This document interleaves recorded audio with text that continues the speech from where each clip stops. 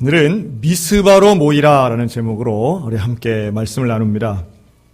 제가 최근에 흥미롭게 읽은 책 중에 사토 겐타로라고 하는 일본의 화학 전문 작가가 쓴 책이 있습니다. 세계 역사를 바꾼 10가지 약이라는 제목의 책이었는데요. 거기에는 제가 평소에 잘 모르는 약, 우리가 아플 때 먹는 약 있지 않습니까? 이 약들이 어떻게 만들어졌고 또 우리 인류 역사를 그러한 비타민 C라든가 페니실린이라든가 아니면 정말 많은 사람을 죽음으로 몰고 간 말라리아를 정복한 퀴닌 같은 약들을 이렇게 소개한 책이었습니다. 제가 잘 모르는 분야였기 때문에 흥미롭게 읽을 수 있었는데요.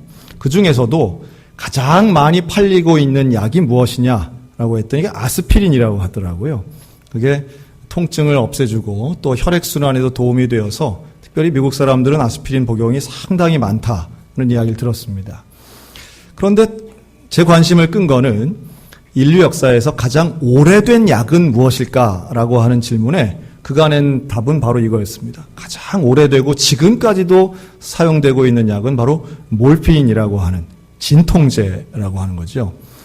이 몰핀의 역사는 상당히 길어서요. 양귀비에서 추출한 이 몰핀은 때로는 마약이 되기도 하고 아편이 되기도 하고 이걸 바이엘이라는 제약회사에서는 더 강력하게 만들어서 먹으면 꼭 영웅이 된 것 같다 해서 헤로인이라는 마약까지 나왔다고 합니다. 그런데 그럼에도 불구하고 왜 진통제가 그렇게 오래됐을까? 왜 그렇게 오랫동안 진통제는 필요했을까? 따지고 보면 약은 병을 고쳐서 오래도록 사는 목적도 물론 있지만 그 근본에는 병 때문에 앓고 있는 고통을 없애려고 약을 만들었다라는 말도 가능하다고 생각이 듭니다. 그런데 여기서 제가 질문을 하나 합니다. 여러분, 그 약은 분명히 효과가 있으면 고통도 없어지고 질병도 나을 텐데요. 그 약은 아픈 당사자가 만들었을까요? 안 아픈 다른 사람이 만들었을까요? 안 아픈 다른 사람이 만들었다는 건 당연한 이야기죠. 물론 거기에는 아픈 가족이나 혹은 아픈 것을 통한 동기부여는 있을지 몰라도 타인의 고통을 보고 그걸 해결하고자 하는 과학자들 또 이 약 관련 전문가들의 노력이 있었음을 우리는 간과할 수 없습니다. 사람은 기본적으로 좀 이기적이어서요. 자기의 고통에는 되게 민감합니다. 그래서 아프지 않으려고 여러 가지로 노력하고 투자도 합니다. 그런데 타인의 아픔에 대해서는 우리는 과연 어떤 마음을 가지고 있는가? 혹자들은 이렇게도 얘기하죠. 다른 사람의 아픔을 대신할 수 없다. 이런 말도 합니다. 우리가 부모 자식 관계를 본다면 여러분 자녀가 아프면 부모의 마음도 아파요 안 아파요? 아프지요. 공감을 합니다. 아픔을 공감은 하는데 그렇다고 해서 내가 공감한다고 해서 저 사람의 고통이 사라지는 것은 분명히 아닙니다. 하지만 여기서 잊지 말아야 될 원리가 있지요. 공감하는 사람은 고통받고 있는 사람에게 도움을 줄 수 있습니다. 또 도움을 주려고 노력하게 돼 있습니다. 노력하다 보면 어느 정도 고통이 줄어들든지 아니면 정말로 감사하게도 사라질 수도 있다라고 하는 거예요. 그런 결과물이 눈으로 보는 것은 바로 약이나 의학 재료 같은 것이고 우리의 정서적인 면으로 본다면 그게 바로 하나님 말씀하시는 사랑의 베풀미다 이렇게 말씀드릴 수 있습니다. 이걸 조금만 더 확대를 해보면 전 이렇게 말하고 싶은데요.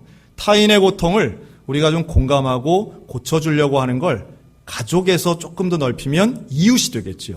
이웃의 고통을 돌아보고 공감하고 그걸 함께 고치려고 애를 쓰다 보면 결국엔 놀라운 봉사와 역사가 일어나게 될 줄로 믿습니다.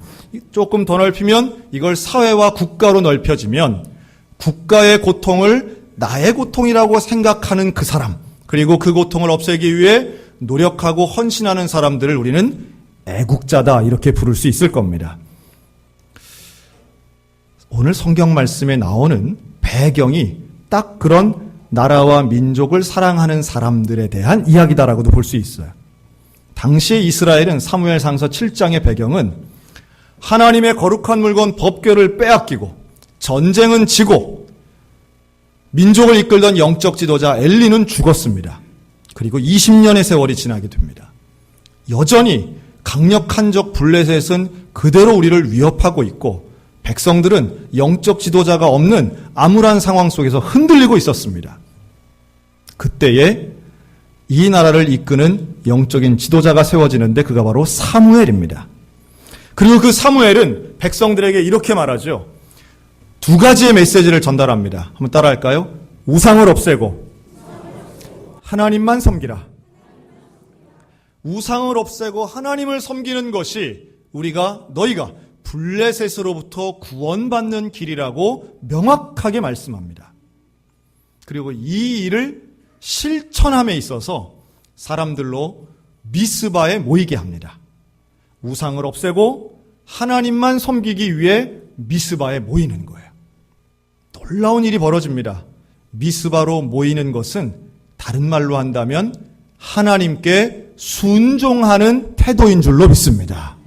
모이라고 할 때 모여지는 거예요. 저는 이때의 이스라엘의 상황과 지금 현재 우리 대한민국의 상황을 한번 이렇게 생각을 해봤습니다.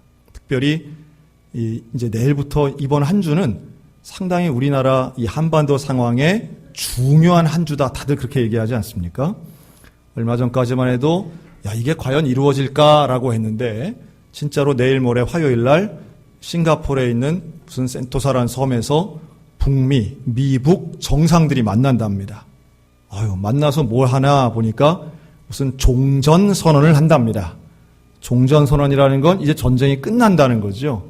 우리 대한민국엔 휴전선이 있습니다. 휴전선은 전쟁을 잠깐 쉬고 있다는 뜻인데 이제는 전쟁을 완전히 끝내겠다는 선언을 정치적이고 상징적이긴 하지만 꼭 필요한 선언을 하겠다는 이야기죠. 그리고 조금 성급하지만 그렇게 되면 한반도에 평화가 일어나고 그리고 통일도 되고 마음대로 왔다 갔다도 되고 얼마나 좋을까 이런 기대감을 우리는 다 가지고 있습니다. 또 우리가 원하고 기대하는 대로 정말 잘 됐으면 좋겠습니다. 그럼에도 불구하고 우리의 마음에는 잊혀지지 않는 일들도 있습니다. 왜냐하면 북한을 사랑하지만 북한을 믿을 수 없는 그런 일들의 기억들이 있기 때문이지요. 여러분 2002년도에 있었던 연평해전, 2010년도에 있었던 천안함 폭침, 46명의 우리의 젊은이들이 죽었던 그 천안함 사건은 잊을 수 없는 일입니다.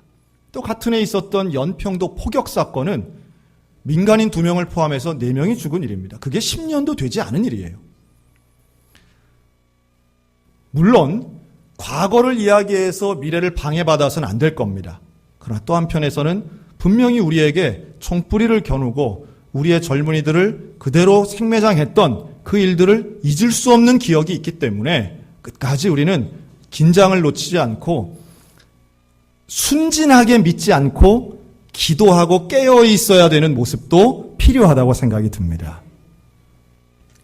그뿐만이 아닙니다. 수요일 날 우리는 선거하지요. 지방자치 선거를 합니다. 제가 지난주 광고 시간에 말씀드렸지만 투표진이 7장입니다. 네, 우리 많아요. 7장이고 특별히 우리 교회가 속해 있는 이 지역구는 또 기초단체장 시의원을 뽑을 때는 2명이나 1등, 2등이 되기 때문에 기호도 많이 있습니다. 도장을 2번 찍으란 얘기가 아니고 한 번만 찍는데 2등까지 기초의원이 되는 그런 우리 선거구입니다.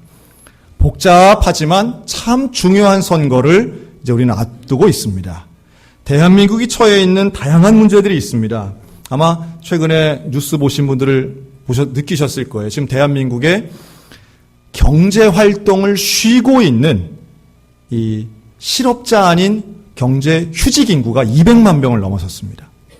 전에는 청년 실업이 문제라고 했는데 지금은 전 국민 실업자가 된 상황이다. 이렇게 보고 있습니다. 뿐만 아니라 이전에는 볼 수 없었던 갈등의 양상이 드러납니다. 전에는 세대 간, 지역 간 갈등이 있었다면 지금은 성별 갈등이 이제는 도출됐죠. 완전히 드러났습니다. 지금 국내에서는 최대 규모의 여성 시위가 바로 그제 2주차가 벌어졌습니다. 전에는 저런 게 왜 갈등이지? 왜 저런 게 문제인가라고 생각하는 분들도 많았지만 이제는 정말 여러 가지 종류의 문제들이 다 터져나오고 있는 것도 현실입니다. 그리고 오랫동안 지난 10년간 120조 원을 쏟아부어도 해결하지 못하는 문제, 저출산의 문제, 고령화의 문제, 특별히 우리 강원도가 가지고 있는 가장 심각한 문제, 인구 감소의 문제. 여러분, 이거는 누가 도지사님이 되고 누가 대통령이 된다고 해서 지금 쉽게 해결할 수 없다는 면에서 우리를 더 암울하게 만듭니다. 과거에는 경제발전 하나만 되면 다른 게 다 될 줄 알았는데 이제는 이게 되더라도 될 가능성도 상당히 낮지만 이게 과연 해결할 수 있을까? 누가 이걸 해결해 줄 것인가 하는 암담함이 있는 것도 사실입니다. 여러분, 문제가 있을 때 이 문제를 어떻게 해결할 것인가? 오늘 본문은 우리에게 명확한 기준을 제시하고 있습니다. 국가가 어렵고 민족이 어렵고 사회가 문제가 가득할 때에 그때에 문제의 본질을 꿰뚫는 영적 지도자의 한마디는 오늘 우리 모두에게도 적용되는데 그 말이 바로 미스바로 모이라인 줄로 믿습니다. 미스바로 모이라고 하는 것은 문제의 해결자 되시고 역사의 주관자 되시는 그 여호와 하나님 앞에 나는 물론이고 우리의 가정, 우리 사회, 이 나라와 민족을 하나님 손에 맡기겠습니다 라고 하는 본질을 찾는 운동임을 믿으시기 바랍니다. 미스바로 모일 때 그것이 바로 지금입니다. 저는 6월달이 되면 이 순교자들에 대한 관심이 높아집니다. 혹시 오늘 오신 분들 중에 2004년 6월 22일이 무슨 날인지 아시는 분이 계실지 모르겠습니다. 그날은 고 김선일 씨가 참수당하여 돌아가신 날입니다. 벌써 14년 됐습니다. 제가 한번 금요 저녁 때 말씀드린 것 같은데요. 그 김선일 씨는 저하고 이름만 같은 것이 아니라 나이도 같습니다. 그리고 그분 고향이 당시에 부산이었고요. 저는 그때 대구에 살고 있었습니다. 그리고 그분도 신학을 공부했고 저도 교회 부교역자로 사역하고 있을 때였습니다. 그래서 그때 아주 그 비참한 참수 장면이 나오고 온 국민들이 다 충격을 받았을 그때에 제 싸이월드 미니홈피에 고인의 명복을 빕니다 하는 내용도 많이 쓰였습니다. 그리고 저희 가족들에게도 안부를 묻는 전화들도 제법 왔던 기억이 납니다. 그저 우연이라고 생각하고 지나갔었는데 저는 오히려 춘천으로 이사 와서 그분에 대한 이야기를 더 많이 듣게 되었습니다. 그분의 가정사가 상당히 복잡한 분입니다. 그런데 그분의 이복 형님이 바로 우리 춘천에서 10년 이상 목회하신 목사님이세요. 지금은 일본 선교사로 가셨는데요. 그분하고 아주 가까워 한 교회 사역하셨던 목사님과 제가 춘천에 와서 친해지면서 고 김선일 형제에 대한 이야기를 여기 와서 많이 들었습니다. 그리고 그때 얼마나 사회적인 분위기가 우리 교회에서조차도 그분이 순교자냐 아니냐라고 하는 논란이 있었고요. 그리고 지금까지도 많은 분들이 그분을 순교자로 생각하진 않습니다. 또 사회적으로는 당시에 가지 말라고 하는데 왜 갔느냐라고 하는 부정적인 이미지가 더 많았기 때문에 그 누구로부터도 어떤 보상받지 못하고 가족들은 그 이후에 부모님들은 충격으로 일찍 돌아가시고 가족들은 사회적 빈곤과 그런 사회적 지탄 가운데 뿔뿔이 흩어진 아주 비참한 과거를 가지고 있습니다. 마음이 아프지요. 저는 이름이 같다는 우연한 사건 하나였지만 도저히 남 이야기 같지 않고 그러면서 또 하나 그분이 나중에 쓴 글이나 편지나 또는 영상 고백 같은 걸 제가 보면서 이분은 정말로 복음을 들고 갔었는데 아마도 그가 하나님에 대해 예수님에 대해 고백하는 말을 했을지라도 그 테러 단체는 그거를 인터넷에 올리진 않았을 거라고 저는 생각합니다. 본인들이 원하는 것을 읽게 하고 살고 싶고 한국 군대 철수하라는 내용만이 올라갔겠지요. 제 마음속에는 개인적으로 그분이 순교자로 남아있기 때문에 그리고 왠지 저와는 개인적인 연관성도 느껴지면서 그분이 하려고 했던 그 사명 내가도 이어받아야 되겠다 하는 생각도 가지게 됩니다. 그러면서 또 하나 드는 생각은 이겁니다. 하나님은 주의 백성이 복음을 위하여 생명을 바친다면 그 후손이나 혹은 그 가족이나 그 다음의 역사를 결코 외면하시는 분이 아니라고 하는 믿음이 저에게는 있습니다. 그것은 사후 10년이나 20년 그런 짧은 기간 동안에 파악하거나 평가할 것도 아니라고 하는 것인데요. 그걸 이번에 저는 또 한 번 깨달았습니다. 바로 지난 화요일이죠. 우리 구역장, 구역강사님들 모시고 이 한국 기독교 순교자 기념관을 다녀왔습니다. 경기도 용인에 있는, 양지에 있는 이 순교자 기념관은 개신교, 그것도 우리 한국 개신교에 순교하신 분들을 모신 곳입니다. 영정을 모셨는데요. 우리 한국 개신교는 2천여 명의 순교자가 있습니다. 그 중에 이름과 사진이 남아있는 500여 분을 그 기념관은 이렇게 모시고 있었습니다. 가서 이렇게 한 바퀴 보고 또 교육도 받았는데요. 그 500여 명 중에 대표 순교자 6분을 이렇게 거기선 교육을 하고 있었어요. 그 6분의 이름은 이렇습니다. 백홍준 장로님, 박관준 장로님, 신석구 목사님, 또 우리가 잘 아는 손양원 목사님, 주기철 목사님, 그리고 문준경 전도사님이었습니다. 감리교단, 장로교단 분들 있었지만 그 중에 유일한 여성이며 우리 성결교단에 문준경 전사님이 계시다는 건 상당히 우리로서는 감격적인 일이었습니다. 그런데 그런 분들 중에 모두의 공통점 몇 가지가 있는데요. 하나는 이분들 모두가 나라와 민족을 사랑했다는 것이고, 또 하나는 돌아가실 때는 가족 모두가 망하는 것처럼 보였다는 겁니다. 순교의 영성이라고 하는 건 술술 일이 잘 풀리고 남들이 당하는 불행을 겪지 않는 게 아니고 남들이 당하지 않는 고난과 어려움도 거의 선택해서 가다시피 해서 당한 어려움, 그게 바로 순교자들의 공통점이더라는 거예요. 다른 분들은 조금 아실 것 같아서 오늘 제가 그분들 중에 한 분 소개하려고 합니다. 낯설으실 거예요. 신석구 목사님입니다. 이 신석구 목사님은 1876년 충남 청양에서 유학자의 집안으로 태어나십니다. 어릴 때부터 정말 똑똑해서 10살 때 벌써 사서삼경을 다 떼고 11살 때는 마을 서당에 훈장을 했다고 하더라고요. 11살짜리를 훈장으로 둘 정도면 얼마나 똑똑하니까 그렇게 했겠어요. 그런데 이렇게 똑똑한 청년 신석구가 기독교를 받아들입니다. 1908년도에 그가 세례를 받습니다. 30 넘은 나이에 세례를 받는 이 청년 신석구가 이렇게 얘기합니다. 내가 예수를 믿는 이유는 복음이 진리라고 믿기 때문입니다. 그런데 이 진리인 복음이 나만 구원하는 게 아니라 이 조선을 구원할 것이라고 믿기 때문에 나는 예수를 믿습니다. 이렇게 말합니다. 참 많은 이 초대 기독교인들, 우리나라의 조선 기독교 초기에 세례받았던 분들은 대부분 자기 한 몸 어떻게 복을 받으려고 한 차원이 아니라 이 민족을, 이 나라를 어떻게 하면 더 해방하고 잘 사는 나라가 되게 할까, 이게 초미의 관심사였다는 것은 오늘 우리에게 참 큰 가르침을 주고 있다, 저는 그렇게 봅니다. 그래서 이 신석구 청년은 세례를 받고 미국인 선교사로부터 세례를 받습니다. 이 왓슨 선교사가 그런 제안을 했다고 그러죠.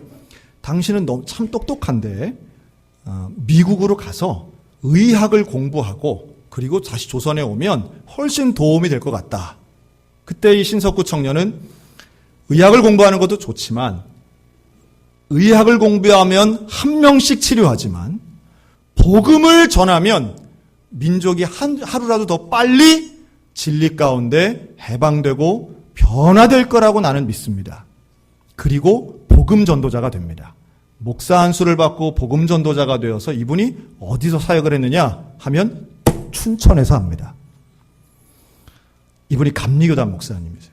그래서 홍성, 가평, 춘천을 다니며 복음 전도자로서 사명을 감당합니다. 그리고 이분은 1919년 3.1운동 당시에 민족대표 33인 중 한 분이셨습니다. 그리고 실제로 무장투쟁까지 하면서 2년 6개월간 옥에도 들어갑니다. 이 감옥생활 2년 6개월을 하면서 신석구 목사님이 쓴 자서전이 있습니다. 거기에 이런 내용이 나와요. 정말로 우리를 괴롭히는 것은 일제가 아니다. 우리가 하나님 앞에 죄를 회개하고 우리가 복음을 받아들여 역사의 주관자이신 위대하신 하나님의 도우심을 입어야만 한다. 그의 자서전에 쓰여 있는 내용입니다. 마치 오늘 미스바에 모인 백성들이 블레셋을 망하게 해달라고 기도하는 것이 아니라 미스바에 모인 백성들은 사무엘과 함께 이렇게 기도합니다. 우리가 범죄하였나이다. 우리를 용서해달라고 하는 기도가 바로 미스바의 기도였습니다. 신석구 목사님이 똑같은 기도를 하는 거예요. 하나님, 우리를 용서하여 주옵소서. 하나님께서만이 하실 수 있고 하나님이 허락하시면 일이 되니 나를 용서하시고 우리 민족을 용서해 달라고 회개합니다. 그리고 1950년 10월 그분은 공산당에 의해서 총살당해 순교하십니다. 그분의 나이 76세 때, 당시로선 상당히 나이가 많은 상황이었는데요. 그때까지도 정치적인 어떤 곳에 서지 않고 오직 믿음과 복음을 가지고 민족을 위해 복음 전파하시다가 돌아가신 그 신석구 목사님을 지금 우리는 순교자라고 기리고 있는 겁니다. 어찌 보면 우상을 제거하고 하나님을 섬기라고 하는 사무엘 선지자의 그 외침, 그리고 미스바에 모여서 나를 용서해달라고 우리가 범죄했다고 기도하는 그 이스라엘의 모습, 사실 오늘 우리에게 가장 필요한 모습이 아니겠는가라는 말씀을 드려요. 여러분, 그래서 우리 교회가 내일부터 우리 이곳이 미스바가 되기를 간절히 소망합니다. 내일부터 우리가 함께 기도하기를 원합니다. 나라와 민족을 위해서 기도할 겁니다. 자, 여기서 기도하는데 몇 시에 모여서 기도할까요? 자, 우리 옆 사람 보고 새벽 5시랍니다. 새벽 5시에 모여서 우리가 기도한답니다. 야, 이게 참 심각한 얘기지요. 새벽 5시라니요. 사람이 그 시간에 어떻게 깨어있을 수 있습니까? 하는 분들도 있을 수 있겠어요. 그런데요, 중요한 건 이겁니다. 미스바에 모이라 할 때에 모였다는 게 중요합니다. 각자 있는 곳에서 기도해라가 아니에요. 사무엘이 요구하는 겁니다. 명령하는 겁니다. 메시지를 전합니다. 미스바로 모이라. 따라하시기 바랍니다. 모이는 것이 순종입니다. 모이라고 할 때 모인 이 이스라엘 백성들은 모인 자체가 이미 순종을 실천한 거예요. 하나님 앞에 순종하는 백성에게 하나님께서 응답의 은혜를 주실 줄로 믿습니다. 그 응답의 역사가 이스라엘에게도 임합니다. 블레셋 군대가 막 쳐들어오는데 여기선 기도만 하고 있는 거예요. 금식하고 기도합니다. 물을 쏟아 부으며 마치 내 마음을 쏟아 붓듯이 물을 제단에 쏟아 부으며 하나님 앞에 금식하며 부르짖으며 기도할 때에 하나님의 역사가 우레를 발하여서 그 블레셋의 모든 군대가 진멸된 줄로 믿으시기 바랍니다. 그 시작은 바로 모이는 일이었어요. 모이는 것이 순종입니다. 제가 아마 퀴즈를 하나 드리겠습니다.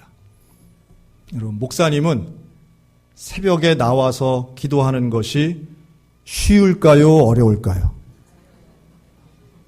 목사님은 뭐 맨날 하는 건데 새벽 5시쯤 나오는 건 뭐 맨날 하니까 쉽지 않겠나 할 생각을 하시는 분도 계실지 모르겠는데, 뭐 다른 목사님들은 다 훌륭하니까 쉬우실 텐데 저는 지금도 쉽지 않습니다. 저는 신학교 다닐 때, 우리 왜 그런 말들 농담 삼아 하지 않습니까? 우리 개신교인들이 잘 못하는 거 3가지. 다른 건 다 잘하겠는데 3가지 못하는데요. 그 뭘 못하느냐? 금식기도, 새벽기도, 전도. 그래서 그 3가지 못하면 다 못하는 거 아닌가 하는데, 중요한 건 여러분, 새벽기도는 다른 나라 교회에도 있을까요? 아니면 한국 사람이 다니는 교회만 있을까요? 새벽기도는. 신기하게도 한국 사람이 있는 교회만 있습니다. 그 신기하죠? 그 왜 그럴까요? 소위 말해 도대체 어떤 놈이 만든 걸까요?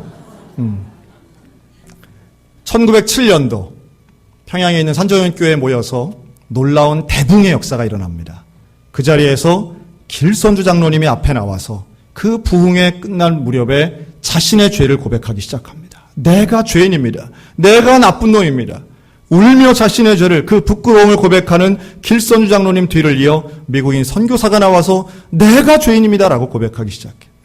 그 자리가 울음바다가 되고 한 사람씩 나와서 자신의 죄를 회개하는데 거의 밤을 새게 된 거예요. 안 되겠다. 끝낼 수 없다. 잠깐 집에 갔다 다시 모이자. 언제 모일까? 일찍 모이십시다. 이래서 새벽에 다시 모이게 된 겁니다. 가기 싫은 거예요. 집에 가기 싫은 거예요. 모인 거예요. 여러분, 그 모여서 다른 거 한 게 아니라 죄를 회개한 모임이 새벽 기도의 시작입니다. 여러분, 새벽 기도는 교회 성장하기 위한 프로그램도 아닙니다. 교육하기 위한 무슨 커리큘럼도 아닙니다. 나의 죄를 회개한 데서 이 미스바 성회와 맥을 같이 하는 거예요. 새벽은 기적의 시간인 줄로 믿으시기 바랍니다. 출애굽을 한 이스라엘 백성들에게 만나를 주신 시간 새벽입니다. 가나안에 들어간 사람들이 여리고성을 무너뜨린 놀라운 시간 새벽입니다. 새벽은 승리의 시간이고 구원의 시간인 줄로 믿으시기 바랍니다. 예수님이 죽음의 권세 이기시고 사망 권세 이기고 다시 부활하신 시간 새벽이라고 하는 거예요. 그런데 이렇게 말씀하시는 분들도 있죠. 아이고, 근데 목사님, 저는 새벽 체질이 아니에요. 나는 밤 체질이에요. 새벽에는 도대체 일어날 수도 없고, 일어난다 할지라도 억지로 가도 비몽사몽 난 잠만 자다 오기 때문에 그거 의미 없지 않습니까? 차라리 정신이 말짱할 때 저녁에 집에서 혹은 어디서 제가 혼자 열심히 기도하겠습니다. 자, 말이 맞아요, 틀려요? 아주 저는 맞다고 생각합니다. 아주 합리적이고 참 맞는 이야기인데요. 근데 놀라운 건 그렇게 말씀하시는 분들 중에 맑은 정신 속에 기도하시는 분 별로 못 봤어요. 그런 분들은 맑을 때도 별로 기도를 안 하시는 분들이에요, 되게. 분명히 새벽에 나오면 졸립니다. 잠이 옵니다. 체질이 그렇지 않기 때문이기도 하고 습관이 그렇지 않기 때문이기도 하고 자고 싶은 마음이 있기 때문이기도 한데 그래도 나와야 될 이유가 있습니다. 한번 따라 하실까요? 기도해. 양을 채우라. 우리가 소위 말해 양보다 질이다 이런 얘기 할 때 있습니다. 그리고 실제로 기도가 짧은 시간에도 아주 깊이 기도할 수도 있습니다. 그런데요, 하나님을 만나고 영적 감동을 느끼는 그 깊이 있는 기도, 여러분, 그 기도를 하기 위해선 엄청난 양의 기도의 시간이 전제되어야만 합니다. 기도는 벼락치기로 하는 게 아닙니다. 우리가 운동을 할 때 여러분, 하루 열심히 운동하면 체력이 커집니까? 그렇지 않아요. 실력이 늘어나는 것도 하루 열심히 한다고 되는 게 아닙니다. 기도도 마찬가지입니다. 기도의 양을 채우는 의지적 노력이 있어야 되는데요. 그 노력이 가장 효과적인 게 새벽 기도입니다. 새벽 기도는 우리 교회가, 이 땅에 있는 한국 교회가 거의 대부분 매일마다 시간을 정해놓은 공적 기도의 시간이에요. 여러분, 이 시간에 나오면 우리 선하신 하나님께서 졸더라도 기도의 시간으로 인정해 주실 거라고 저는 믿습니다. 좀 졸아도요. 졸아도 저는 수업 시간에 오면 결석보다는 낫잖아요. 저는 그거 반영되리라고 봅니다. 왜요? 저도 그랬거든요. 전도사 시절 새벽 기도를 가면요, 잠이 오는 거예요.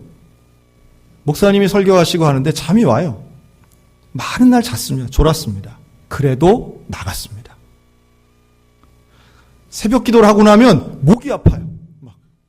목이 아파요. 아이들은 어리지요. 밤에 막 찡찡대지요. 그러나 새벽 기도 나갔습니다. 참 감사한 것은 그 새벽 기도를 통해 참 연약한 저를 하나님이 끈으로 붙잡아 주셨다고 저는 믿습니다. 그래서 저는 지금도 새벽 기도를 하는 시간에 참 목사 되길 잘했다. 나는 목사 안 됐으면 참 안 나왔을 것 같은데 이런 마음이 참 자주자주 듭니다. 이 좋은 것을 하나님과 교제하고 하나님과 영적으로 연결되어 있는 이 끈을 평생 동안 놓지 않았으면 좋겠다. 이 마음을 많이 갖습니다. 그리고 새벽에 나오는 성도들을 볼 때마다 얼마나 위대한가. 저분들은 얼마나 훌륭한가, 얼마나 거룩한가. 그리고 생전 안 나오시던 분이 갑자기 새벽에 나오면 덜컥 겁이 나기도 합니다. 무슨 문제가 또 생겨서 새벽에 나오셨나. 기도하게 됩니다. 기도할 수밖에 없습니다. 참 감사하게도 이번 특별 새벽 기도회는 기간도 짧습니다. 5일밖에 안 돼요. 5번밖에 안 돼요. 그리고 더 감사한 건 가운데 수요일은 공휴일이 있어요. 선거하는 날 우리가 열심히 기도하고, 이 특별히 13일은요, 수요일은 자녀들도 다 데리고 나오시기 바랍니다. 학교 안 가는 날이니까요. 그날은 다 데리고 함께 나와 우리 사랑하는 자녀들에게 새벽 기도의 경험을 물려주시기 바랍니다. 또 새벽 기도에 하나님 앞에 함께 기도하는 가족이 되시기를 바랍니다. 기도하는 가정 하나님이 책임져 주실 줄로 믿습니다. 기도하는 교회 하나님이 인도하여 주실 줄로 믿습니다. 기도하는 우리를 통하여 대한민국이 하나님의 은혜 가운데 인도받게 될 줄로 믿습니다. 여러분, 대한민국의 미래가 뭐 어디 미국 대통령이나 뭐 누구 특정한 사람 손에 달려있다고 생각하지 않습니다. 대한민국은 기도하는 사람, 그 한 사람을 통하여 복받는 나라가 될 줄로 확신합니다. 우리 교회가 미스바 교회가 돼야 됩니다. 미스바 성회가 돼야 되고, 이곳을 통하여 하나님의 역사가 일어나는 놀라운 간증이 경험되시기를 주님의 이름으로 축원합니다. 나라와 민족을 위하여 기도하고 응답받는 이 시대의 새로운 영적 순교자, 그리고 이 시대에 필요한 미스바와 같은 우리 소양 성결교회가 되시기를 주님의 이름으로 축원합니다. 아멘.